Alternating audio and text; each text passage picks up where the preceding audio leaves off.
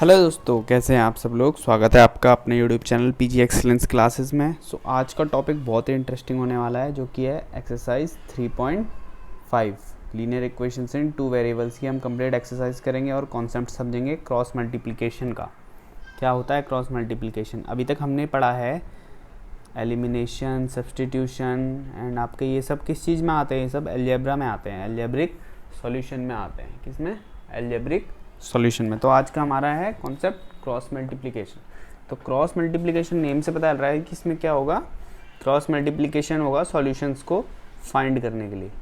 तो सबसे पहले होता है, अभी तक हमने पढ़ा सब्सटीट्यूशन, देन एलिमिनेशन,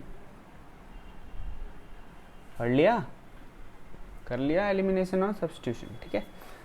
तो आज हम करेंगे क्रॉस मल्टीप्लिकेशन। क्रॉस मल्टीप्लिकेशन तो कैसे करना है, पहले फॉर्मूला डिराइव कैसे करना है। देखो, पहले x लिखना है, फिर y लिखना है, फिर 1 लिख देना है, ठीक है। लिख दिया।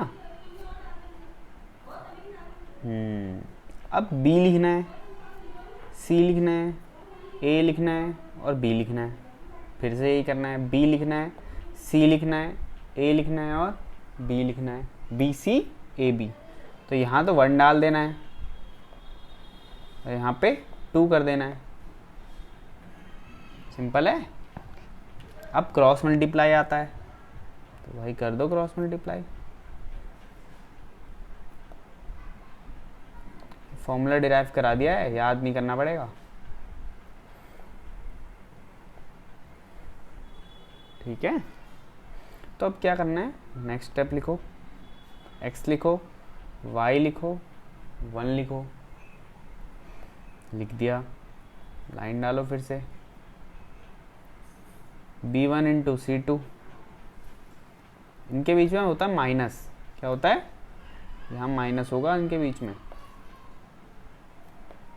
हो जाएगा माइनस। तो b1 c2 minus b2 c1, same c1 a2 minus c2 a1, a2 b2 minus a2 b1, ठीक है।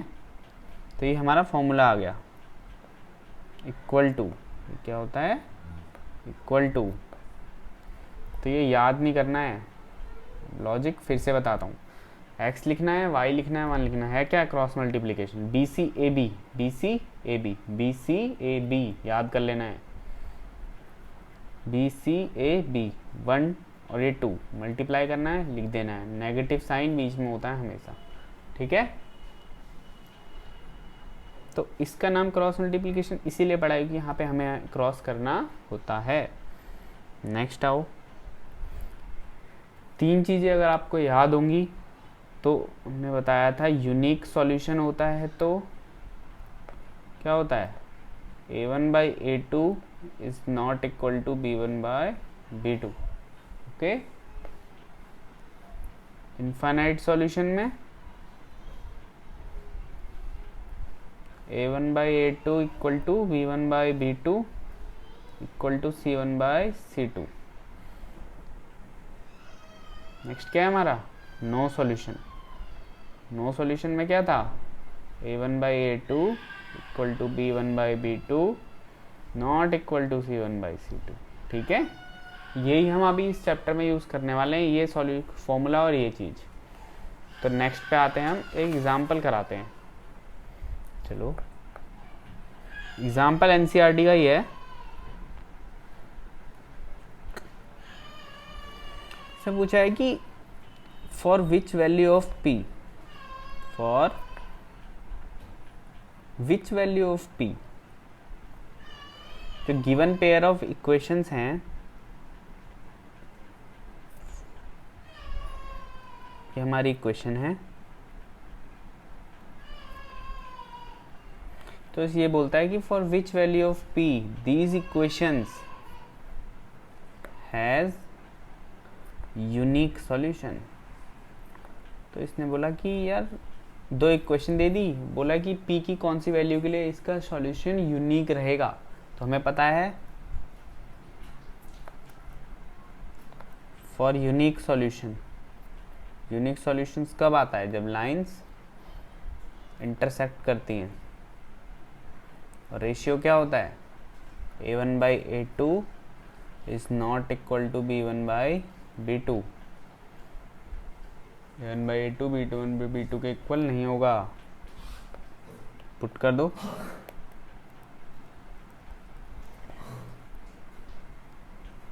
क्या है? a1 4 है, b1 p, c1 8, 2x 2y plus 2 equal to 0, a2 2, b2 2, c2 2। क्या हो गया? a1/a2 not equal to b1/b2 में put करो तो a1 कितना है? 4, a2 2, not equal to b1 p, p2 2, cancel. तो क्या पता चला? p नॉट इक्वल टू 4, मतलब for all values of p, p की जितनी भी वैल्यू होंगी ना except 4 has a unique solution for these given equations। तो p की कोई भी वैल्यू हो, कोई भी एक्सेप्ट 4 के अलावा, p is not equal to 4 आया ना, तो क्या होगा? यूनिक सॉल्यूशन होगा इन इक्वेशंस के लिए, p की किसी भी वैल्यू के लिए एक्सेप्ट 4। ठीक है, नेक्स्ट करेंगे हम। चलो अब एक्सरसाइज पे आते हैं। तो एक्सरसाइज 3.5 3.4 पिछले लेक्चर में कंप्लीट हो गई है। अब उसको रेफर कर सकते हैं अगर आपने नहीं देखा तो। Question number 1। तो क्वेश्चन नंबर 1 क्या है? Which of the following pair of linear equation has a unique solution, no solution और many solution. In case there is a unique solution find it by cross multiplication. ये कहता है कि find करो कि किसका सॉल्यूशन यूनिक है, किसका नहीं है, नो सॉल्यूशन है, इनफाइनाइट है। अगर यूनिक सॉल्यूशन है तो क्रॉस मल्टीप्लिकेशन से उसे फाइंड करो। तो ठीक है, पहला पार्ट ले लो। x minus 3y minus 3 equal to 0, 3x minus 9y minus 2 equal to 0। Algebraic है, चलो कोफिशिएंट निकाल लो। अब हमें पता करना है यूनिक है, नो है या इनफाइनाइट है। तो हम कैसे पता करेंगे? रेशियो तो मैंने कंपेयर करेंगे। पहली इक्वेशन का ले लेते हैं हम। a1 क्या है? 1 है, b1 minus 3, c1 minus 3। a2 कितना है? ये इस इक्वेशन का है और ये इसका। a2 3, b2 minus 9, c2 minus 2। ठीक, चलो कंपेयर करते हैं। a1/a2 कितना है? 1/3, 1 and 3। b1/b2 minus 3 minus 9 cancel, 1/3। c1/c2 minus 3/-2, it's 3/2। क्या आ गया? 3/2 आ गया। तो हमें यहाँ से पता चला जो a1/a2 है वो इक्वल है b1/b2 के, लेकिन नॉट इक्वल है c1/c2 के।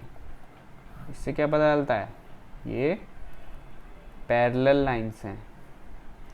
These lines are parallel. और पैरेलल लाइंस जब होती है तो उसका कोई भी सॉल्यूशन नहीं होता। जब कोई सॉल्यूशन नहीं है तो हमें आगे कुछ फाइंड करके कुछ नहीं मिलेगा। ठीक है, नेक्स्ट क्वेश्चन करते हैं। Part 2x plus y equal to 5, 3x plus 2y equal to 8। Okay, चलो सॉल्व करते हैं। a1 कितना है? 2, b1 कितना है? 1, c1 कितना है? 5। ये इस इक्वेशन का है। अब इस इक्वेशन का निकालते हैं। a1 3, b1 2, c1 8।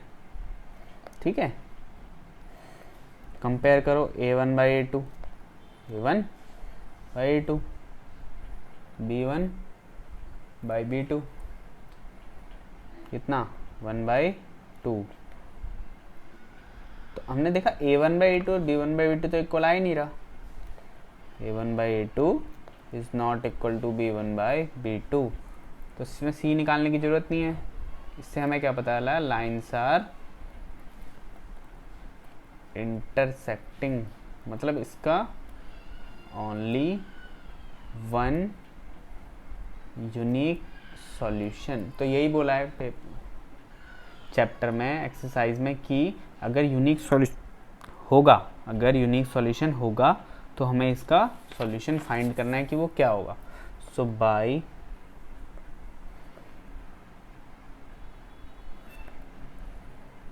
Cross multiplication, चलो अब हमारा क्रॉस मल्टीप्लिकेशन अप्लाई करने का टाइम आ गया, हम इसको अप्लाई करते हैं। क्वेश्चंस क्या थी,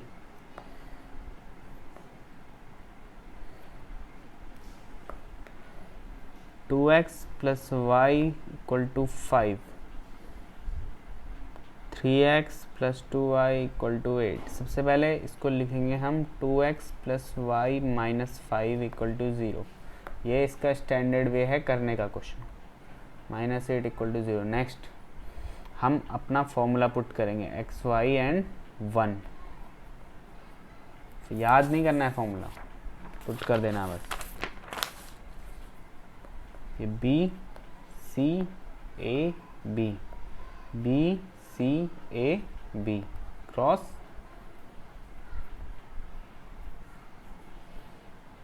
मिडल में माइनस है सबके, ठीक।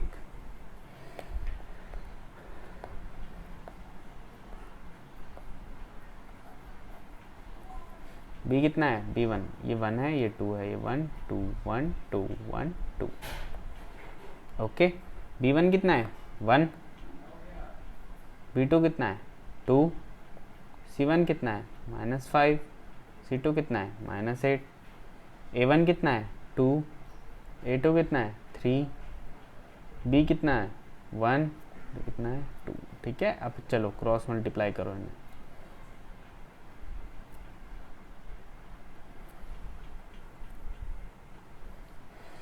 एक्स वाई 1, -8 माइनस होता है बीच में, और ये -10, ये इक्वल टू है -5 इंटू 3 -15, माइनस है ऑलरेडी, और -16, 4 -3,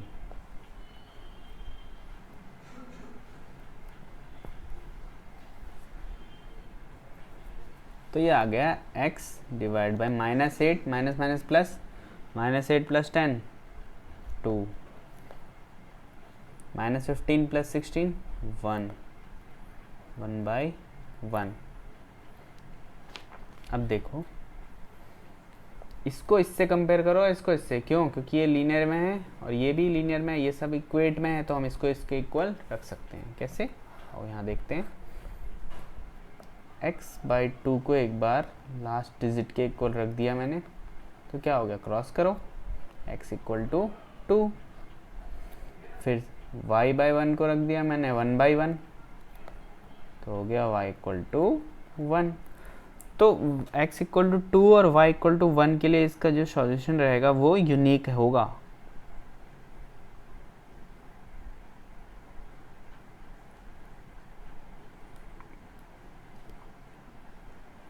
चलो क्वेश्चन नंबर, इसमें कुछ रिमेनिंग पार्ट्स हैं, आप खुद करेंगे, बिल्कुल सेम है। जब भी यूनिक सॉल्यूशन मिले तभी उसका क्रॉस मल्टीप्लिकेशन से सॉल्यूशन निकालना है, मतलब a1/a2 is not equal to b1/b2 मिले तभी निकालना है, बस वैसे नहीं करना। Question number 2 first part, for which value of a and b does the following pair of equation has a infinite solution.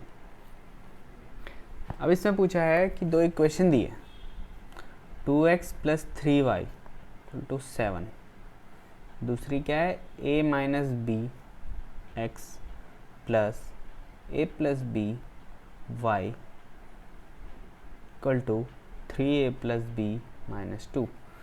ठीक है, तो सबसे पहले स्टैंडर्ड वे में लिखेंगे। क्वेश्चन बोल रहा है कि अगर ए और बी की ऐसी कौन सी वैल्यू जिसके लिए इनका सॉल्यूशन इनफाइनाइट होगा, तो क्या करना है, स्टैंडर्ड वे में लिखो पहले। इसको भी लिखा, -3a plus b minus 2, done.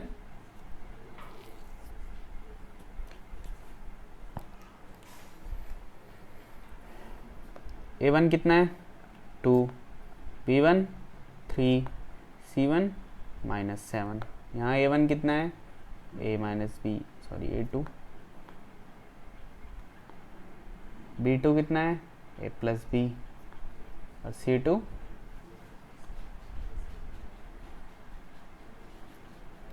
-3a plus b minus 2। ठीक है, हमें पता है फॉर इन्फानाइटली मैनी सॉल्यूशन, अरे इन्फानाइटली मैनी सॉल्यूशंस के लिए क्या बताया था, a1 by a2 equal to b1 by b2 equal to c1 by c2। हो गया question. 2 divide by a minus b, यहाँ से a1 यहाँ से a2 लिया, b यहाँ से a प्लस बी लिया, a माइनस बी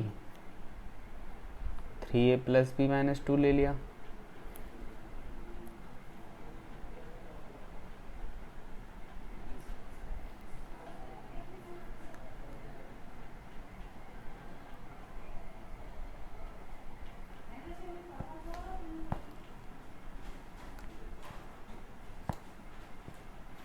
ठीक है, तो क्या बोला है, अगर इन्फाइनाइटली मैनी सॉल्यूशन इस इक्वेशन का कब होगा, हमें वही वैल्यूज़ निकालनी है। तो हमने करा 2a minus b equal to 7, 3a plus b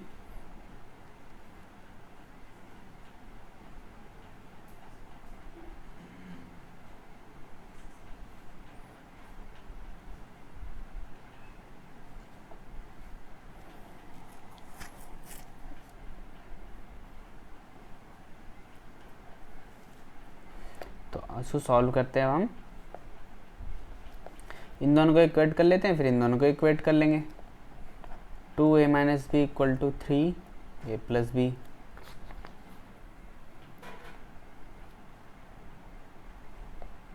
हो गया 2a plus 2b equal to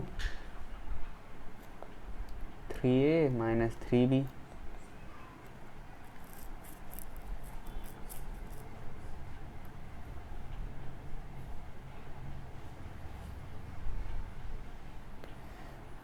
हो गया, इसको इधर ले आएंगे, 2a minus 3a minus a minus 3b minus 2b minus 5b, तो a इक्वल टू 5b आ गया, मतलब a की वैल्यू 5b आ गई।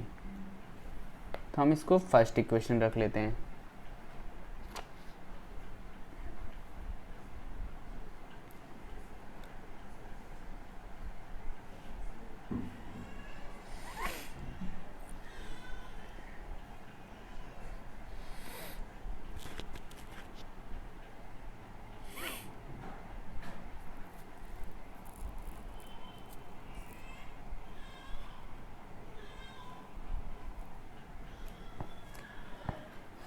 नेक्स्ट हम क्या करेंगे, इसको इससे इक्वेट कर देंगे। 2a minus b equal to a minus B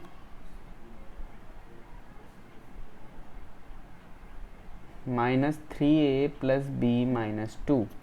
ठीक है, इसे सॉल्व करेंगे।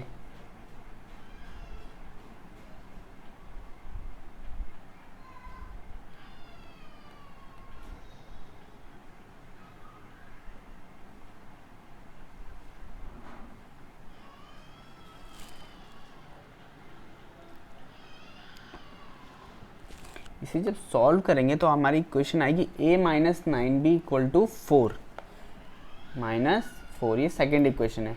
तो दो इक्वेशन मिल गई, तो अब क्या करेंगे, सॉल्व करते हैं इसको। तो a minus 5b equal to 0, एक इक्वेशन तो ये हो गई। Second I a minus 9b equal to -4, ये सेकेंड इक्वेशन आ गई। तो क्या करेंगे, a इक्वल टू 5b लिख सकते हैं फर्स्ट इक्वेशन को, from first a equal to 5b। क्या करेंगे, पुटिंग a इन इक्वेशन 2 में हम जब पुट कर देंगे तो हमें कितने मिलेंगे, तो a minus 9b equal to -4, ये कितना है 5b है, ये -9b -4, इट्स -4b, तो b 4 हो गया, b 4 हो गया तो a कितना हो जाएगा, a 20 हो गया। तो a equal to 20 and b equal to 4 के लिए जो इक्वेशंस हमें दी थी, इनकी जो वैल्यू हो जाएगी वो इन्फानाइट मैनी सॉल्यूशंस होंगे। क्या होंगे, infinite many solutions.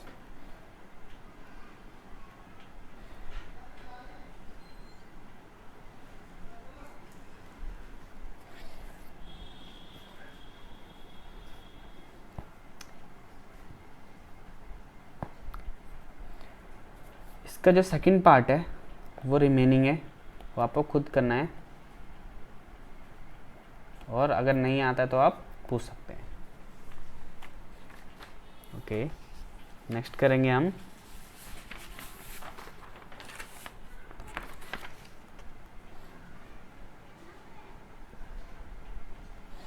Question number 3 बोलता है कि क्रॉस मल्टीप्लिकेशन और सब्स्टिट्यूशन से करो मेथड। तो ये भी होमवर्क है, कुछ नहीं है, दो एक इक्वेशन दे रखी है, उसको क्रॉस मल्टीप्लिकेशन और सब्स्टिट्यूशन से दोनों से करना है, तो वो बहुत इजी है। हम क्वेश्चन नंबर 4 करेंगे जो कि प्रॉब्लम स्टेटमेंट्स हैं। ओके, सो प्रॉब्लम स्टेटमेंट्स क्या है हमकी,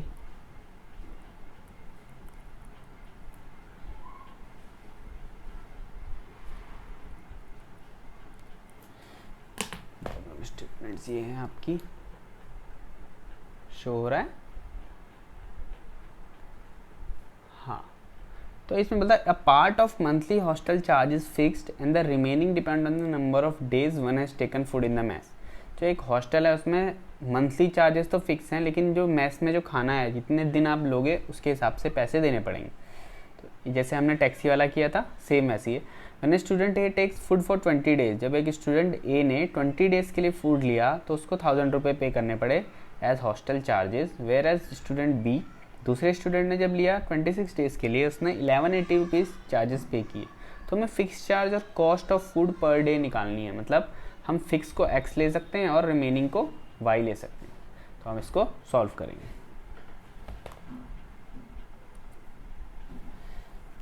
तो हम लिखते हैं let fixed charges equal to x। इसमें ये बोला है कि एल्जेब्रिक मेथड से सॉल्व करना है आपको, आप कोई भी मेथड लगा सकते हो। एंड वेरिएबल और चार्ज फॉर फूड लिख सकते हैं हम, चार्ज फॉर फूड कितना है, y हो गया, ये सब रुपीज़ में है।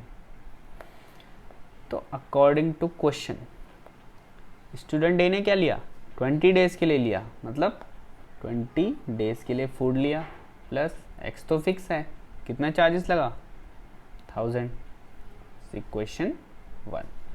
स्टूडेंट बी ने क्या किया, चार्जेस तो फिक्स दिया लेकिन 26 दिनों के लिए लिया, 1180 रुपीज़, इक्वेशन 2। चलो अब हम इसमें एलिमिनेशन लगाएंगे, क्यों, कुछ भी लगा सकते हैं, सब्स्टिट्यूशन, एलिमिनेशन, क्रॉस मल्टीप्लिकेशन, लेकिन एलिमिनेशन क्यों लगाया, क्योंकि देखो x और x है, कैंसिल हो रहा है, माइनस साइन चेंज करेंगे, cancel, -6y plus minus minus -180, y equal to 30, हमें y मिला। तो पुट करेंगे, putting the value of y in equation 1, किस में भी डाल सकते हो 1 and 2, तो x plus 20 into 30,000, x equal to 1000 minus 600, 400 means 400 तो चार्जेस फिक्स हैं, 400 फिक्स चार्जेस हैं,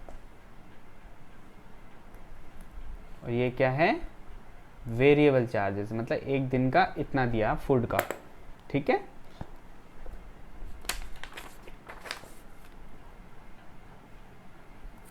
सेकंड पार्ट है इसका,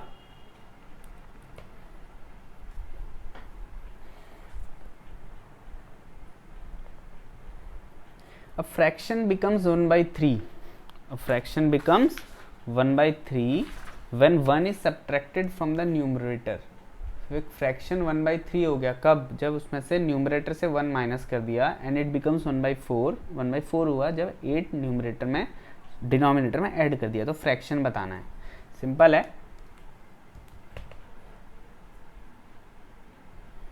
फ्रैक्शन क्या बताया था, 1/2, 3/2, 4/2, 4/6, 8/9, ये सारे फ्रैक्शन, ठीक है। तो क्वेश्चन क्या बोलता है,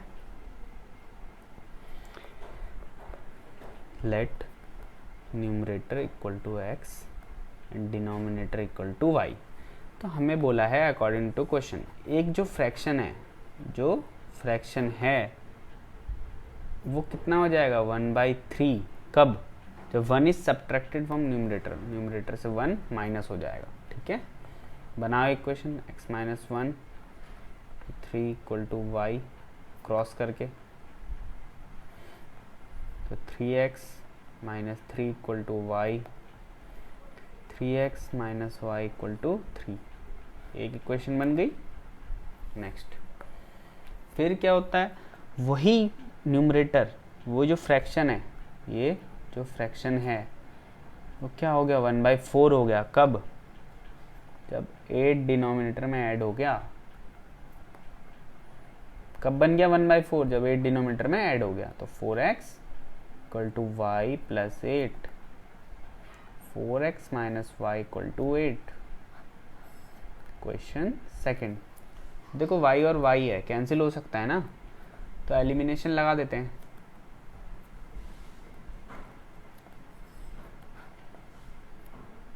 माइनस माइनस प्लस, ये तो प्लस हो जाएगा, तो प्लस साइन चेंज करो, cancel, 3x minus 4x minus x minus 5x equal to 5।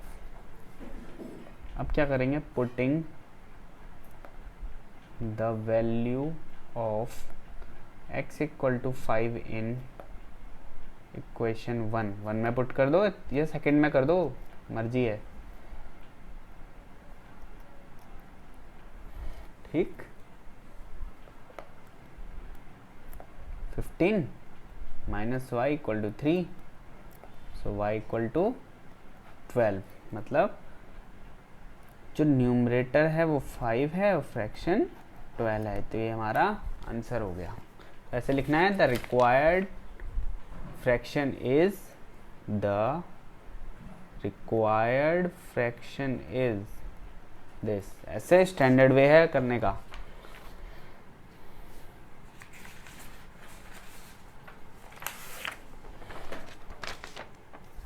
Next question करेंगे अब,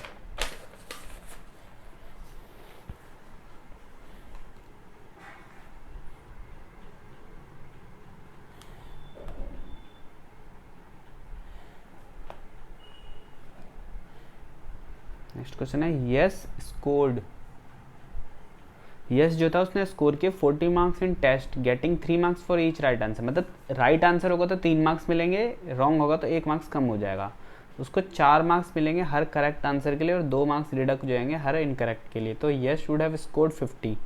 सो बताना है कि कितने क्वेश्चंस थे टेस्ट में। आसान है ये भी, चलो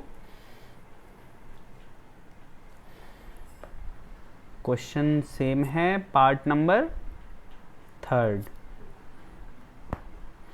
yes scored 40 marks in a test, हमें क्या बताना है, राइट और रॉन्ग आंसर पूछा है, तो let right answers equal to x, wrong answers equal to y. भाई राइट और रॉन्ग हमने लिख लिया। अब क्वेश्चन क्या बोल रहा है, Yash scored 40 marks in a test getting 3 marks for each right answer. तो राइट आंसर के लिए 3 मार्क्स मिले and losing 1 marks for each wrong answer. भाई रॉन्ग है ना तो माइनस करेंगे ना, राइट में से रॉन्ग माइनस होगा तभी तो मार्क्स मिले उसको 40। रॉन्ग होगा तो नेगेटिव, राइट होगा तो पॉजिटिव। नेक्स्ट, 4 मार्क्स मिलते हैं हर करेक्ट आंसर के लिए और 2 मार्क्स कम हो जाते हैं हर उसके लिए, नेगेटिव आंसर के लिए। तो उसने फिर स्कोर किया 50। ये सेकंड इक्वेशन आ गई। मतलब 3 मार्क्स तो राइट आंसर के लिए, हर राइट आंसर के लिए फर्स्ट केस में। सेकंड केस में 4 है और नेगेटिव डिडक्शन है 2 मार्क्स। तो दोनों इक्वेशन आ गई। चलो पुट कर दो। चलो इसको भी ना एलिमिनेशन से करते हैं।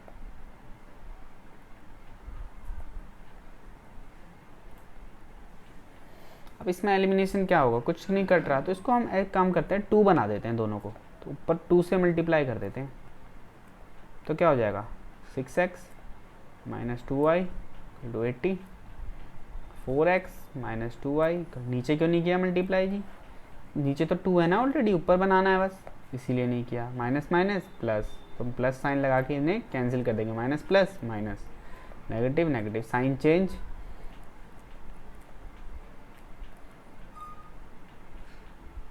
x कितना आ गया 15 आ गया।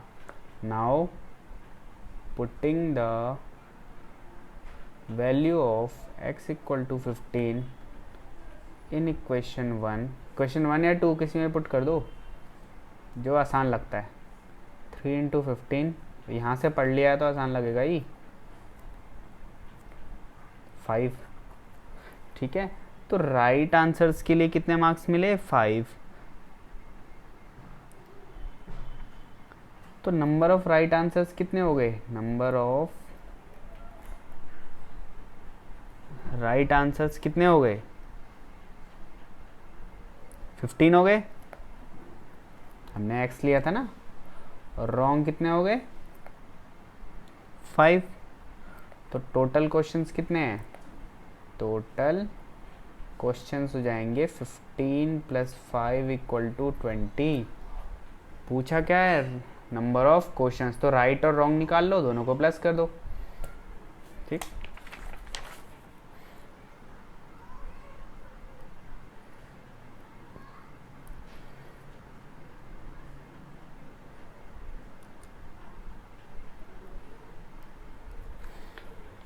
नेक्स्ट क्वेश्चन है, place fourth part, place A and B are 100 km apart on a highway. One car start from A, another from B at the same time. If the car travels in the same direction at different speed, they meet in 5 hours. If they travel toward each other, they meet in 1 hour. यहाँ पे relative speed का concept आएगा। मतलब अगर दो train या दो car ले लो, अगर वो सेम डायरेक्शन में जा रही हैं, स्पीड डिफरेंट है लेकिन डायरेक्शन सेम है। मतलब डायरेक्शन सेम का मतलब क्या होता है कि एक ही तरफ चल रही है। मतलब हावड़ा जाना है दिल्ली से तो हावड़ा की तरफ ही जा रही हैं। ठीक है, if they travel in toward each other they meet in 1 hour। Towards each other मतलब अपोजिट डायरेक्शन में जा रही हैं वो। टुवर्ड्स मतलब कैसे, आप दिल्ली से हावड़ा जा रहे हो, एक ट्रेन हावड़ा से दिल्ली आ रही है, तो ये होता है आपका मीटिंग पॉइंट। मैं इसको समझाता हूँ अभी, वेट। देखो ये कॉन्सेप्ट है पार्ट 4th, रिलेटिव स्पीड का। मतलब ये ट्रेन A है, ये ट्रेन B है, इसकी स्पीड है v, u मान लो, इसकी स्पीड को v मान लो। तो एक केस तो होगा कि ये दोनों, ये इधर को जाएगी और ये इधर को आएगी। मतलब A से B, एक A से B जा रही है और एक B से A आ रही है। कहाँ जा रही है, A से B जा रही है और ये B से A जा रही है। ठीक है, तो ये कहाँ ट्रैवल कर रहे हैं, अब ये ट्रैवल कर रहे हैं अपोजिट डायरेक्शन में। ये सेम नहीं होता, ये अपोजिट डायरेक्शन है। ये देखो, क्योंकि ये इधर जा रही है, इधर जा रही है, तो यहाँ पे रिलेटिव स्पीड क्या हो जाएगी, जब अपोजिट डायरेक्शन में जाएंगे तो रिलेटिव स्पीड को हम u प्लस वी लिखते हैं, दोनों की स्पीड प्लस हो जाएंगी। अगर यही केस होगा ए और बी में, दोनों इधर ही जाएंगी, ये भी इधर ही जा रही है, ठीक है, तो यहाँ पे रिलेटिव स्पीड नेगेटिव हो जाएगी। रिलेटिव स्पीड यही होता है, रिलेटिव स्पीड अगर सेम डायरेक्शन में हो, आप सेम डायरेक्शन में हो तो नेगेटिव, ये सेम डायरेक्शन है, एक ही तरफ जा रही है, अगर अपोजिट डायरेक्शन में हो तो पॉजिटिव। तो आओ क्वेश्चन करते हैं। क्वेश्चन है,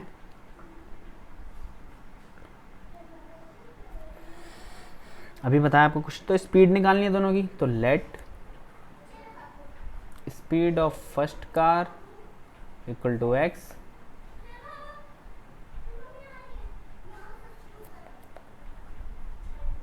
speed of second car equal to y kilometre per our.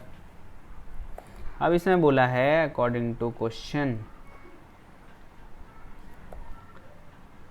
one car start from A and another from B at the same time. If car travel in same direction, the different speed they meet in 5 hours.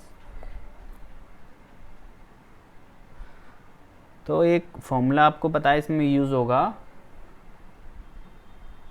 Time equal to distance upon speed, और distance equal to speed into time,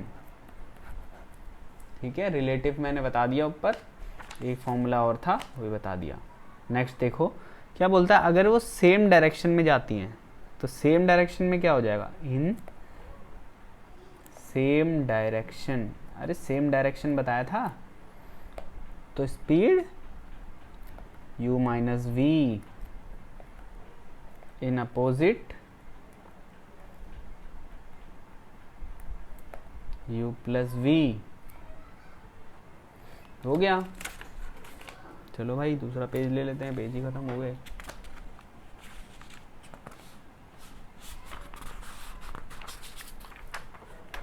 अब देखो same direction का करते हैं पहले। ये बोलता है कि अगर वो सेम डायरेक्शन में जाती हैं तो डिस्टेंस कितना दिया है 100, स्पीड कितनी है u माइनस वी, टाइम कितना है 5। वो बोलता है सेम डायरेक्शन में जाती है तो वो 5 घंटे में मिलेंगी, तो distance equal to speed into time, this implies 5u minus 5v equal to 100 और u minus v equal to 20। This is first equation. Second, in opposite direction, in same direction, in opposite direction, opposite direction में क्या हुआ,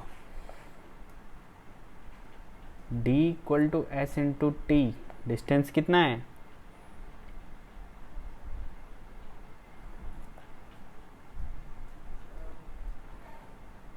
distance है 100, u plus we है हमारी speed, time 1, okay. दिया है distance और टाइम, स्पीड हमने निकाली, अगर सेम डायरेक्शन में है तो नेगेटिव, अगर एक अपोजिट डायरेक्शन में जा रही है तो रिलेटिव स्पीड प्लस हो जाएंगी। चलो एलिमिनेशन लगा दो, u minus v equal to 20, u plus v equal to 100, cancel plus minus, 2u equal to 120, u equal to 60। तो putting value of u equal to 60 in equation 1, minus v 60 20, v equal टू 40, मतलब first car की speed कितनी है 60 kilometre per our, second car की है 40 kilometre per our, ठीक है। चलो इसमें एक लास्ट क्वेश्चन बचता है, वो कर लेते हैं फटाफट से।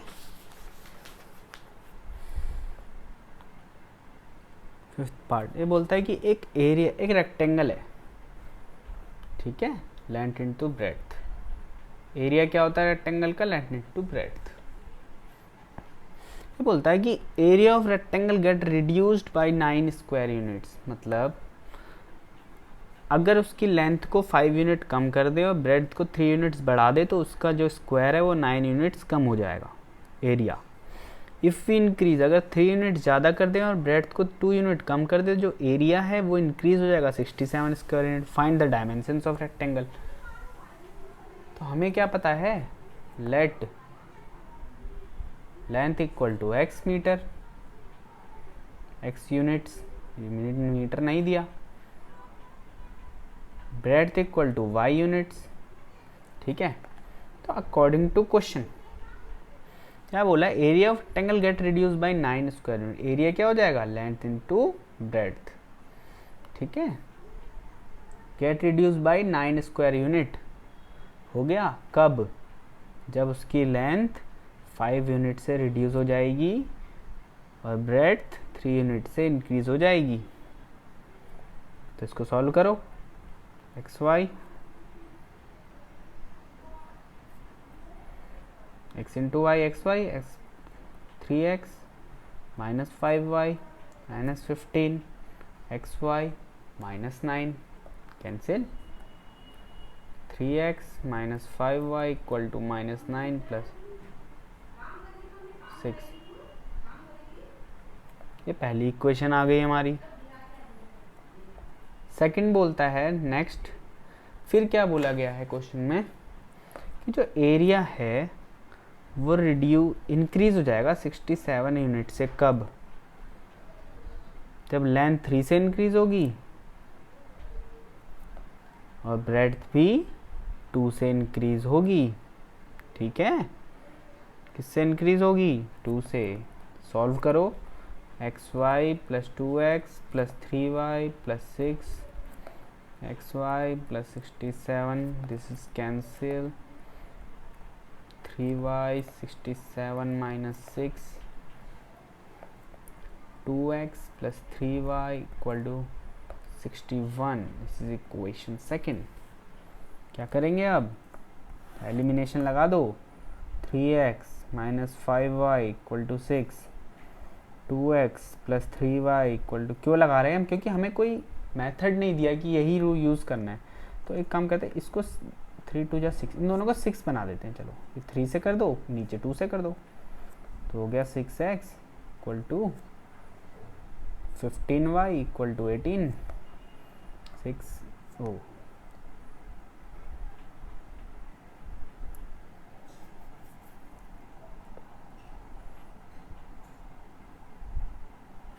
सॉरी, इसको 2 से करो और इसको 3 से, उल्टा करते हैं ना हमेशा।